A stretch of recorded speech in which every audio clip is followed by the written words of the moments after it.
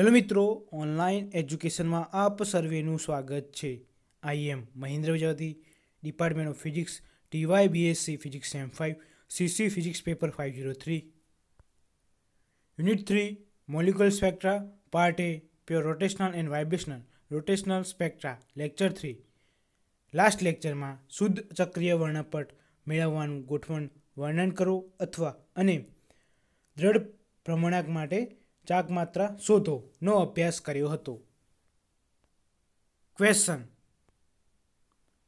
અણુને દ્રઢ ભ્રમણાંક તરીકે ગણી તેનું સોડિય સમીકરણ લખો અને આયગન ઉર્જા દર્શાવો તથા તે પરથી ભ્રમણાંક ઉર્જાના સ્તરો સમજાવો અથવા દ્રઢ ભ્રમણાંક માટે સોડિય સમીકરણ તારવો.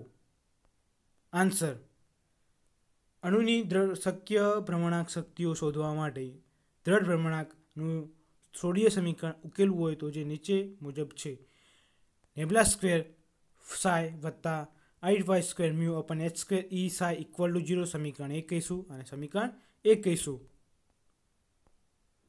સમીકરણ 1નું ગોલીય દ્રવ્ય યામોમાં રૂપાંતર સમીકરણ નીચે મુજબ છે: 1/r² 1/r² del upon del r r² del psi upon del r વત્તા 1/r² sine theta del upon del theta sine theta del psi upon del theta વત્તા 1/r² sine del square psi upon del phi વત્તા 8π² mu upon h² e psi equal to 0. આ શું ગોલીય ધ્રુવીય સમીકરણ છે? આ સમીકરણ એકનું આપણે ગોલીય ધ્રુવીય સમીકરણ લખ્યું.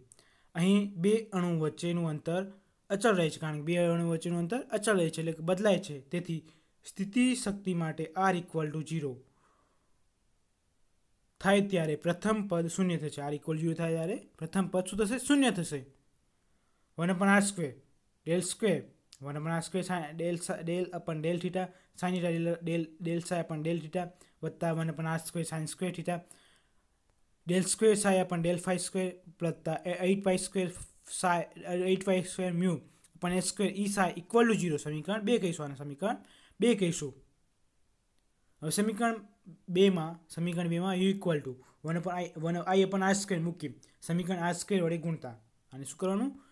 Mu equal to 1i અપન r² વડે ગુણી જે r² ની કિંમત વડે r² વડે ગુણતા ત્યારે 1 sine theta del upon del theta sine theta del upon del psi upon del theta વત્તા 1/r² ડેલ સ્ક્વાય અપન ડેલ ફાઈ² વત્તા 8π² i upon e theta psi upon h². એટલે શું કર્યું? મ્યુની જગ્યાએ 1/r² વડે કિંમત મૂકી અને સમીકરણ 3 કહીશું. Del psi del psi theta into phi equal to L theta theta phi into phi capital phi અને શું કહેવાય? એચ થીટા અહીંયા કેપિટલ ફાઈ અને સમીકરણ 4 કહીશું. અને સમીકરણ 4 કહીશું. સમીકરણ 4ની કિંમત સમીકરણ 3માં મૂકતા સમીકરણ 4ની કિંમત સમીકરણ 3માં મૂકતા 1 sine theta del theta sine theta del H theta upon theta phi વત્તા H theta upon sine theta del square phi upon phi del phi આ કેપિટલ ફાઈ કહેવાશે plus 8π² i upon h² e psi H theta phi equal to 0. આ ઉપરોક્ત સમીકરણને sine theta upon H theta into phi વડે ગુણતા અને સમીકરણને આ વડે ગુણશો sine theta upon H theta into phi વડે ગુણતા ઇક્વલ દેખો sine theta upon H theta del theta upon del theta sine theta del H theta into theta plus 8π² i theta upon h² sine theta minus એટલે આ પદ આ બાજુ જશે શું થશે? માઇનસ થશે. આ પદ આ બાજુ જશે એટલે માઇનસ થશે એટલે -1/5 થીટા એટલે શું કર્યું? અને આ સમીકરણને વળી ગુણ એટલે ગુણે એટલે શું થશે? -1/5 theta 1/5 del square phi upon del phi. ડાબી બાજુનું h5નું વિધેય છે. આ ડાબી બાજુ શું બતાવે છે? h5નું વિધેય છે. h5નું વિધેય છે જ્યારે જમણી બાજુ ફાઈ વિધેય છે. આ ફાઈનું વિધેય છે. આ h5નું વિધેય છે. આથી સમીકરણમાં બરાબર અચળ કોઈ અચળાંક લઈ શકાય છે. આના બરાબર કોઈ અચળાંક લઈ શકાય. સમીકરણ બરાબર કોઈ અચળાંક લઈ શકે એટલે આપણે આના બરાબર શું લઈશું? h² m² લઈશું. આના બરાબર શું લઈશું? માઇનસ આના બરાબર m² લઈશું એટલે -5² -1/-5 del સ્ક્વેર ફાઈ अपन Y square equal to M square આને બરાબર શું લીધું આપણે અચળાંક કીધું એ સમીકરણ 5 કહીશું અને સમીકરણ 5 કહીશું.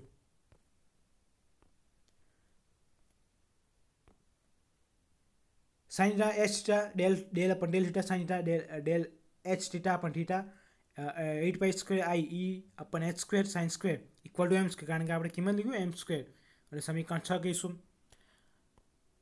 હવે del square phi upon phi square into plus આ એટલે m square phi equal to 0 સમીકરણ 7 કહીશું. સમીકરણ 7 નો ઉકેલ નીચે મુજબ મળે છે એટલે આનો ઉકેલ શું મળશે આપણને ગાણિતિક પ્રમાણે del square phi equal to phi m phi આ capital m phi equal to a e raised to I m phi સમીકરણ 8 કહીશું અને સમીકરણ 8 કહીશું એટલે phi m phi equal to a e raised to I m phi સમીકરણ 8 કહીશું. જો એમ ધનાત્મક હોય એમનું મૂલ્ય ધનાત્મક અથવા ઋણાત્મક સંખ્યા હોય ત્યારે ફાઈના બધા જ મૂલ્યો એમ કેપિટલ ફાઈ એમ ફાઈ એક જ વધારે છે એટલે એમ ઇક્વલ ટુ શું મળશે 0 +or -1 +or -2 +or -3 અનંત સુધી આપણને અનંત સુધી મળશે કિંમત. એમની કિંમત ધનાત્મક અથવા ઋણાત્મક હશે ત્યારે આપણે એમની કિંમત 0 +or -1 +or -2 +or -3 એટલે અનંત મૂલ્ય મળશે. પ્રાસન્ય સમીકરણ નીચેની મુજબ શરત મળે છે. પ્રાસન્ય સમીકરણ એટલે આપણને શું આની પ્રાસન્ય સમીકરણ પ્રમાણે શરત પ્રમાણે સંકલન 0 થી 2 pi phi star m phi m phi del phi equal to 1 equal to देखो संकलन 0 થી 5 એ x પેલે અચળાંક કોઈ આવ્યો ચોક્કસ મૂલ્ય મળશે એટલે m - 5 m minus m 5 a xp m 5 એટલે આની બે કિંમત મૂકી આની બે કિંમત બોલી ધન મૂલ્ય અને ઋણ મૂલ્ય d5 equal to 1 a square common નીકળશે દાન શું થશે a એટલું a સ્ક્વેર થશે એટલે કોમન નીકળશે એટલે સંકલન 0 થી 5 e raised to m I m 5 minus e raised to minus a m 5 d5 equal to 1 થશે. a square d5 equal to 1 આનું મૂલ્ય શું થશે 1 થશે. a સ્ક્વેર આનું સંકલન શું કરશો 1 નું સંકલન શું થશે એ આપણે લિમિટ મૂકશો એટલે અને લિમિટ મૂકશો અહીંયા 1 આવશે એટલે 2 પાઈ થી 0 એટલે 2 પાઈ આવશે એટલે a2 a square 2 pi equal to 1 A equal to A સ્ક્વેરને કરતા બનાવશું એને કરતા બનાવશો આ ગુણાકારમાંથી ભાગાકારમાં શું થશે એ બરાબર વર્ગમાં √2 પાઈ આવશે વર્ગમાં 2 પાઈ આવશે. આ કિંમત સમીકરણ 8 માં મૂકતા એટલે phi equal to phi m phi equal to 1 upon વર્ગમાં 2 પાઈ e raised to I m phi એ અને સમીકરણ 1 કહીશું જે phi ના વિધેય છે આ શું એ phi નું વિધેય છે. સમીકરણ 6 ને h5 upon sin square theta વડે ગુણતા સમીકરણ 6 ને h theta upon sin square વડે ગુણતા એટલે 1 upon sin theta del theta upon del theta sin theta h theta upon theta વત્તા 8 pi square I upon h square minus m square upon sin square theta h theta equal to 0 સમીકરણ 8 કહીશું. દેખો આને શું કર્યું સમીકરણ અને h theta upon sin square સમીકરણ 6 માં ગુણવાના આ સમીકરણ આપણે આની વડે ગુણશું સમીકરણ 6 માં ગુણશો એટલે આપણને આવી કિંમત મળશે સમીકરણ 8 આપણને સમીકરણ 8 કિંમત મળશે. ધારો કે x equal to cos theta del upon del theta square del x upon del x del upon del x x square equal two x square થશે x સ્ક્વેર એટલે બંને બાજુ વર્ગ કરશો આમાં બંને બાજુ વર્ગ કરશો એટલે x square cos square theta del upon del theta minus sin theta આની કિંમત મૂકી પછી આનું શું કરશું માઇનસ sin theta આવશે del upon del x એટલે 1 minus x square 1 minus x square sin theta સૂત્ર છે 1 minus x square sin square theta હવે તથા px બરાબર h theta d theta h theta theta એટલે આ ગુણાકારમાંથી ભાગાકારમાં જશે આ થીટા શું કરશે ગુણાકારમાંથી ભાગાકારમાં જશે px upon theta equal to h theta ત્યારે h theta upon d theta A del x upon del p del x upon del theta equal to minus del x upon dx sin theta એટલે આ બધી જ કિંમતો માટે સમીકરણ 10 માં મૂકતા આ કિંમતો બધી જ કિંમતો સમીકરણ 10 માં મૂકતો આ બધી જ કિંમતો આની કિંમતો સમીકરણ 10 માં મૂકશું ત્યારે sin theta 1 upon sin theta sin minus sin theta del upon del theta sin theta minus dp x upon dx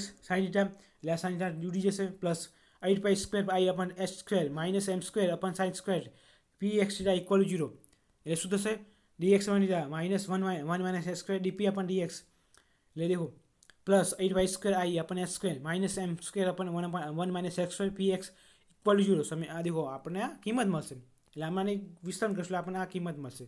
એટલે dx अपन dx d अपन dx 1 માઇનસ x² dpx अपन dx વત્તા 8y² i अपन s² માઇનસ m² अपन 1 minus s² px equal to 0. દેખો આ ચિહ્ન આ દેખો આ બાદ જશે, એટલે આમાં કાઉન્ટ છોડીશું, આની કિંમત આપણે કાઉન્ટ છોડીશું એટલે શું આવશે? એટલે આ અંદર ગુણાશે, dx અંદર આની સાથે ગુણાશે, અંદર ગુણાશે, આના કાઉન્ટ શું છે એટલે આવું આવશે. 1 માઇનસ x² dpx अपन dx 2x dpx अपन dx 8y² i अपन h² m² अपन 1 minus s² px dx equal to 0. उपरोक्त समीकरण में 8y² अपन 8y² i अपन s² इक्वल टू j वत्ता j प्लस 1 मुकता, એટલે j इंटू j प्लस 1 किंमत मुकता नहीं 8y² ની જગ્યાએ 8y² i अपन s² ની જગ્યાએ j वत्ता j इंटू j प्लस 1 मुकता, आइगन ऊर्जा equal to h² upon 8y² i j वत्ता j समीकरण 12 થશે જ્યાં j बराबर धन છે. પ્રસરણનું પ્રાધાન્ય પ્રસામાન્યકરણની શરત મુજબ સંકલન 0 થી પાઈ s theta h i m phi s theta i m phi sin theta d theta equal to 1 n² common નીકળશે. આમાં શું થશે? આમાંથી n² કોમન નીકળશે. સંકલન 0 થી 1 pj એટલે આપણે કિંમત મૂકી p star mx pj mx dx equal to 1.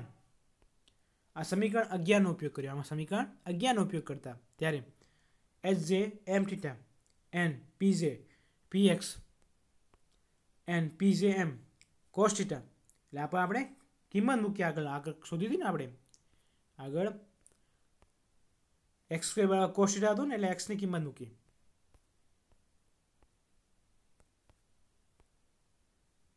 એટલે देखो n equal to i theta h j p m थीटा equal to n p j m mod p j m cos theta. समीकरण 13 કહીશું j બરાબર 0 1 2 3 અનંત સુધી. લંબત્વ ગુણધર્મ પ્રમાણે આ સૂત્ર છે લંબત્વનું ગુણધર્મ n² ઇક્વલ ટુ 2 अपन 2j વત્તા ક્રોસ j अपन मोड m अपन j minus mod m i caret. देखो n² નું સૂત્ર છે લંબગતનું ગુણધર્મ પ્રમાણે n² equal to 2 upon j 2j વત્તા 1 ક્રોસ j वत्ता मोड m i कैरेट अपन i એટલે i अपन j minus m mod m i equal to 1. n बराबर શું થશે? આનું વર્ગમૂળ લઈશું એટલે 2π.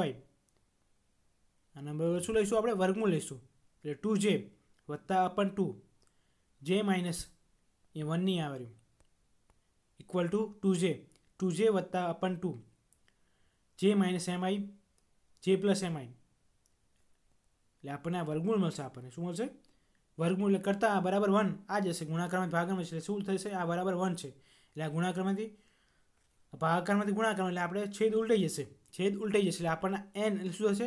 આ 2j વત્તા 1 अपन j માઇનસ મોડ m એ ઉપર આવશે એટલે 2 ક્રોસ j વત્તા m mod i caret i એ છેદમાં આવશે કારણ કે આ બરાબર 1 છે એટલા માટે n બરાબર શું આવશે?